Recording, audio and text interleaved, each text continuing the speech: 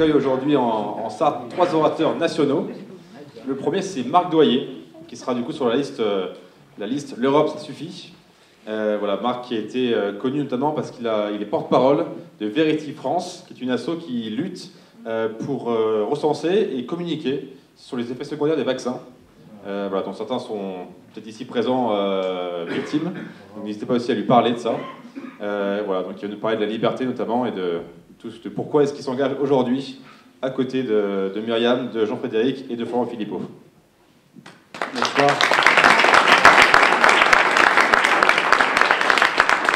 Bonsoir à tous. Écoutez, je suis ravi d'être avec vous ce soir. Merci de m'accueillir.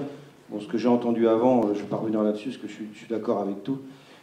Alors, je ne sais pas si ça vous a échappé, mais aujourd'hui, à l'Élysée, le président Emmanuel Macron recevait le dirigeant chinois.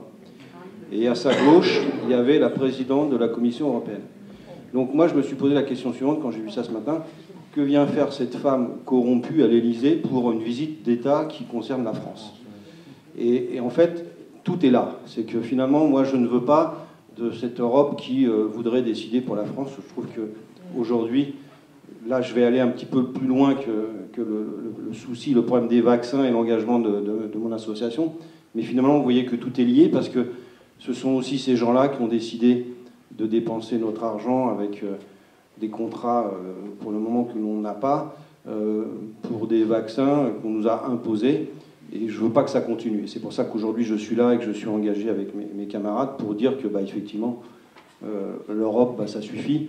Et puis, il n'est pas non plus difficile de voir que dans notre quotidien, dans nos différentes situations, dans les différents métiers que nous pouvons occuper, on s'aperçoit que de toute façon, ça va de plus en plus mal. Voilà, moi, j'accompagne mon fils qui est chef d'entreprise, et tous les jours, il y a des raisons de se dire, malheureusement, que l'Europe, non, ça va pas, ça marche tout simplement pas. Ça broie des vies, voilà, donc c'est une des raisons de mon engagement.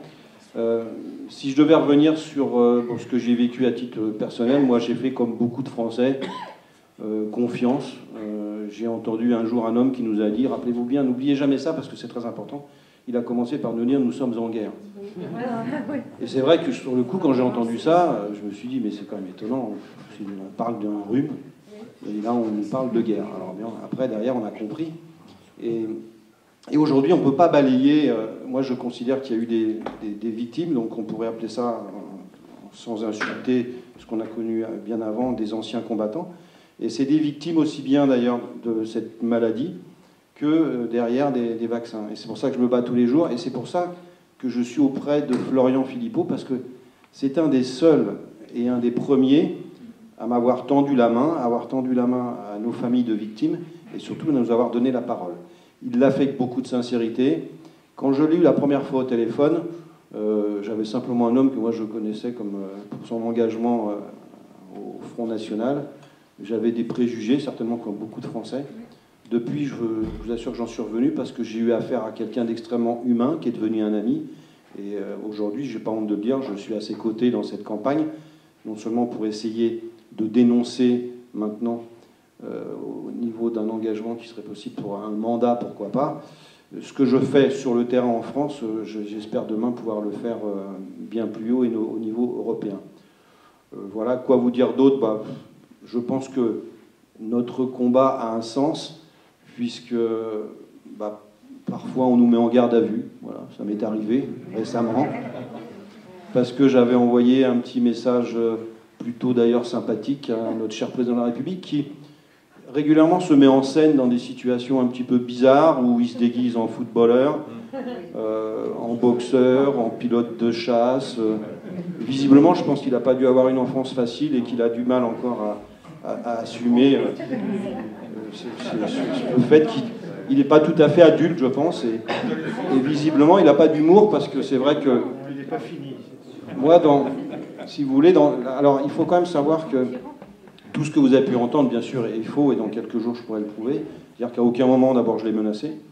À aucun moment, j'ai eu des menaces de mort. C'est pas dans ma façon de faire. Moi, je me bats avec les mots. Je me bats sur le terrain. Et c'est vrai que dans mon message, c'était encore un appel au secours pour les familles. Bon, sans y croire vraiment, parce que je pense que, en plus de ça, c'est quelqu'un qui est parfaitement inhumain. Et c'était de lui dire, mais est-ce que vous attendez, qu'est-ce que vous attendez pour reconnaître qu'il y a des effets secondaires? Vous savez, je rencontre des gens tous les jours. À Verity France, on a des témoignages qui sont quand même assez effroyables, même de jeunes, voilà, qui sont malades, d'autres qui sont décédés. C'est la réalité. Et la France, pour le moment, malheureusement, est encore à la traîne. Comme on a pu quand même pendant 2 ans suspendre des soignants, c'est quand même juste une horreur. C'est-à-dire qu'on a mis des femmes et des hommes sans salaire pendant 2 ans. Vous vous rendez compte, des gens qui, quand même, depuis des années, sauvaient des vies. Voilà. C'est quand même étonnant, d'ailleurs, pour un chef d'État qui veut faire la guerre, de mettre des combattants de côté sans leur permettre d'aller combattre le virus, puisque on était en guerre. Et bon, ça, c'est autre chose, c'est sa logique à lui. Et donc, dans mon message, je lui disais, mais quand est-ce que vous allez prendre conscience qu'il y a des effets secondaires? Est-ce que vous attendez d'être vous-même malade? Ou est-ce que vous attendez que votre épouse, Brigitte, pour ne pas dire Robert, mais ça c'est plus est-ce que vous attendez de tomber malade? Et puis ensuite, comme c'est un monsieur qui, comme je vous dis tout à l'heure, qui quand même a cassé le protocole et puis qui a quand même vraiment donné une image lamentable de la France, parce que moi quand je le vois se mettre en scène avec des muscles photoshopés en boxeur, je me dis que finalement, comme c'est lui qui diffuse volontairement ces images, il peut accepter derrière que je puisse faire de l'humour là-dessus, comme n'importe qui d'entre vous d'ailleurs pourrait le faire. C'est quand même lui qui sort régulièrement des sentiers battus. Et visiblement, il n'a pas d'humour, puisque je disais simplement dans la deuxième partie de mon message, j'aimerais bien que vous reconnaissiez qu'il y a des effets secondaires, et surtout, je réclame, vous savez, nous réclamons, nous, une commission d'enquête. Faites-le avant d'aller combattre M. Poutine, parce que je pense que vous n'allez pas faire long feu. Donc vous voyez, il n'y avait rien de menaçant, et je crois que c'est cette deuxième partie de message qu'il n'a pas appréciée. Donc gentiment, il m'a envoyé la police, et comme toujours, j'essaye d'en tirer toujours quelque chose de positif. Au bout d'un quart d'heure, il faut que vous sachiez que le policier masqué qui venait de me braquer dans ma salle de bain, parce qu'au départ j'ai cru que c'était une agression, donc je les ai accueillis en état de légitime défense, voilà, ça arrive, me disait, vous savez, monsieur Doyer, depuis ma 3e dose, j'ai des problèmes de tachycardie. Et là, j'ai regardé d'abord comment... J'ai dit, il y a une caméra cachée, c'est pas possible. Et puis, au fond de moi-même, je me suis dit, bon, je pense que ça va bien se passer. Et après, on m'a quand même emmené menotté. Je tiens à vous dire, quand même, on m'a quand même emmené menotté. C'est-à-dire qu'on m'aura tout fait. C'est-à-dire que j'ai essayé quand même de sauver mon épouse dans mon salon. J'ai vu que Jean-Frédéric, d'ailleurs, a écrit un livre sur les soins palliatifs. Je ne le savais pas et j'aurais plaisir à le lire parce que pendant 8 mois, moi, j'ai été soignant dans mon salon et je peux vous assurer que c'est du costaud. Donc aujourd'hui, en fait, c'est pas une garde à vue qui va me mettre à plat. J'ai vu pire. Et il faut savoir qu'au bout de 2 heures de garde à vue, il y a une des policières qui est venue me voir et qui m'a dit vous savez, monsieur Doyer, je comprends votre combat parce que je suis moi-même une victime. Et alors là, de nouveau, je me suis retourné, j'ai dit c'est pas possible. Il y a Patrick Sébastien qui va sortir. Voilà. On est en train de me faire une grosse blague. Et elle me dit vous savez, il y a beaucoup de mes collègues aussi qui ont des problèmes. Voilà, donc vous savez, on a déjà gagné. Je pense que vous-même, moi, vous savez, je suis pas anti-vax, c'est complètement ridicule de dire ça. J'ai été vacciné 2 fois, j'ai toujours été vacciné, j'ai un carnet de vaccination. Simplement, je me pose des questions, comme certainement beaucoup d'entre vous. Je rencontre tous les jours des gens, d'ailleurs, qui maintenant me disent vous savez, depuis que je suis vacciné, c'est bizarre, et ça, et ça. Donc voilà, donc mon combat au sein de cette liste, que je suis heureux, sera celui-là, c'est-à-dire, je suis heureux d'avoir rejoint, sera un combat voilà, le même type de combat que je mène aujourd'hui pour les vaccins. Croyez-moi que si j'étais élu, bien sûr, j'irais poser les bonnes questions, et puis qu'ils auront du mal à me faire taire, même s'ils me remettent en garde à vue. Voilà, donc, mais en fait, on a besoin de vous aussi. C'est-à-dire que, vous savez, malheureusement, on ne joue pas à armes égales, c'est-à-dire qu'on n'a pas accès aux médias. Bien sûr que c'est volontaire, puisque si on avait accès aux médias, mais je pense qu'on exploserait les compteurs. C'est-à-dire que le soir du 10 juin, il y aurait des élus. Mais malgré tout, vous pouvez en parler. J'entends tout à l'heure, vous l'avez dit, c'est très juste, parlez-en à vos voisins, parlez-en à vos enfants, parlez-en à vos commerçants, parce qu'il y a un combat noble là, ce soir. C'est un combat noble, ce qu'on mène, c'est-à-dire de faire en sorte que la France continue d'être un pays libre. Moi, j'en ai assez, j'ai pas envie que ça continue comme ça, et qu'on continue de nous appauvrir, qu'on décide de la taille de nos légumes pour nos agriculteurs. Prenons l'exemple de l'Angleterre, j'ai pas l'impression que les agriculteurs, par exemple, étaient dans la rue récemment. On peut parler aussi de la Suisse, il y a plein de pays dans le monde qu'on passe cette espèce de virus là qui aujourd'hui s'appelle l'Europe et que moi je considère qu'il faut combattre parce que, encore une fois, dans notre quotidien, pour de nombreux Français, c'est de plus en plus juste une catastrophe l'Europe. Voilà. Merci à vous. Bravo.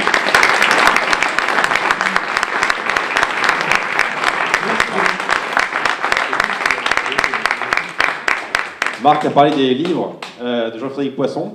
Donc si vous voulez, après la réunion publique, il y a des livres à vendre sur le côté qui pourraient être signés voilà, par Jean-Frédéric, qui pourra vous parler aussi de ces livres, donc sur les soins palliatifs, sur l'islam, sur divers sujets.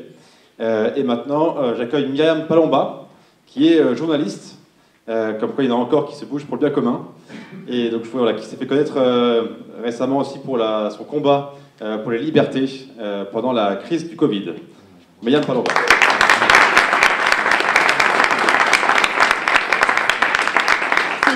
En fait, tout le monde dit « Ah, t'as de la chance d'être deuxième de liste ». Ben non, c'est super chiant parce que je passe toujours en deuxième après tous les orateurs. Donc à chaque fois, je prépare un discours de fou.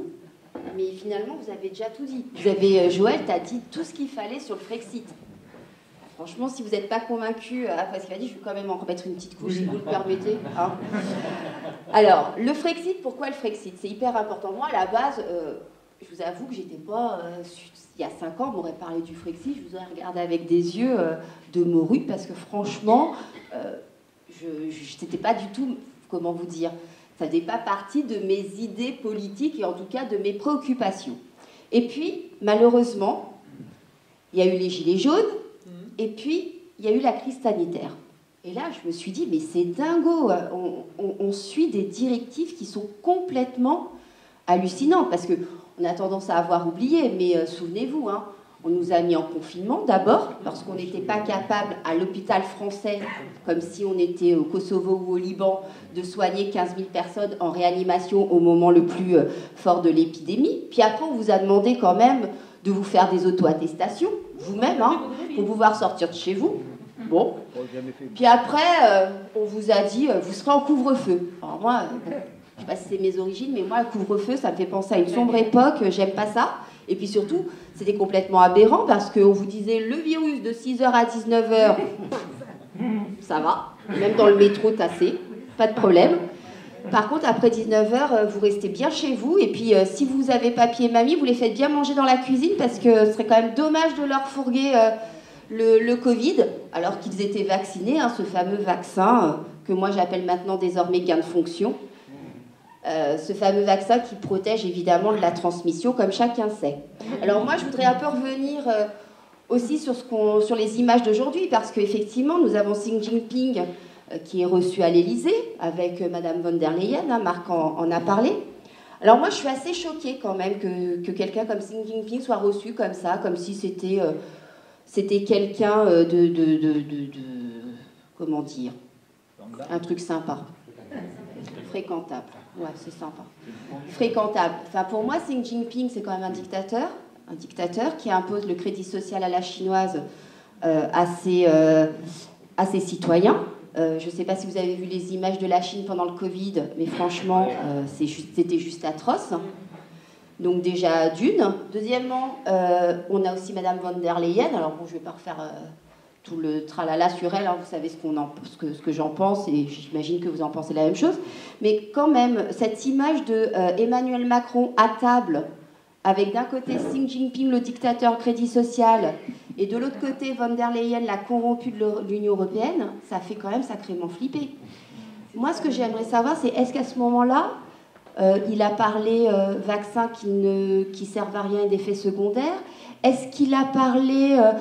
il a demandé à Xi Jinping des comptes sur le virus du Covid et Wuhan, parce que ça, la levée du secret défense, on l'attend toujours, hein, quand même sur quelque chose aussi important que notre santé. Enfin voilà, je ne sais pas de quoi il a parlé avec ces deux-là, mais l'image, je trouve, est flippante. Et c'est parce qu'elle est flippante qu'il faut absolument qu'on sorte de cette Union européenne. Alors évidemment, pour toutes les raisons économiques, hein, que Joël nous a énumérées. Alors, je pourrais vous dire qu'on a, alors là, il faut que j'ai mes chiffres parce que je ne les ai pas tous en tête, qu'on a 555 chefs d'entreprise au chômage en 2023, c'est 33 plus qu'en 2022, que les défaillances d'entreprises n'ont jamais été aussi importantes, que, évidemment, vous le savez, notre dette de 3 000 milliards explose tous les plafonds qu'on n'a jamais connus, que si vous ne le savez pas, il faut quand même savoir que l'Europe, ça nous coûte 15 milliards de plus que ce que ça nous donne, pas comprise. Avec 15 milliards de plus, vous imaginez tout ce qu'on pourrait faire, ne serait-ce que dans les hôpitaux, où il y a des gens qui meurent encore sur les parkings, aux urgences, ou même dans les écoles, parce que cet hiver, il y avait des écoles qui n'avaient même plus assez d'argent pour réparer leurs chaudières. On est en France. Alors si l'Europe, c'est pour que la France soit au même niveau que des pays pauvres comme, je ne sais pas moi, l'Ukraine ou d'autres. Enfin, non, moi je ne veux pas de cette Europe-là. Et tous ceux qui vous disent qu'il faut rester dans l'Europe pour la changer de l'intérieur, ces gens-là, Joël l'a dit, ils vous mentent. Ils vous mentent. Pardon ? On voulait déjà pas y aller en Europe. Ben, on ne voulait pas y aller, oui, effectivement, ils nous ont trahis. Mais en plus de ça, ils vous mentent, parce que la constitution même de cette Europe fait qu'on ne peut rien changer à l'intérieur, à moins d'avoir une majorité absolue, ce qui ne sera jamais le cas. Et puis en plus, méfiez-vous, parce que ces gens-là, en ce moment, sont en train de vous dire « je vais changer l'Europe ». Alors je crois qu'il y a quelqu'un de Reconquête, enfin un ex de Reconquête dans les barrages. Je sais pas. Il n'y a pas, non ? Si ? Non, il se fait tout petit. Il y a quelqu'un de Reconquête, mais enfin, il faut quand même savoir que ces gens-là, ils feront exactement la même chose que Mélanie. Donc, que ça soit pour l'immigration ou le reste, les Glucksmann et Aubry, alors là, j'en parle même pas. Alors Aubry, vous savez, son doigt, il a râpé quand il a fallu voter le pass sanitaire à la Commission européenne. Vous vous souvenez de ça ?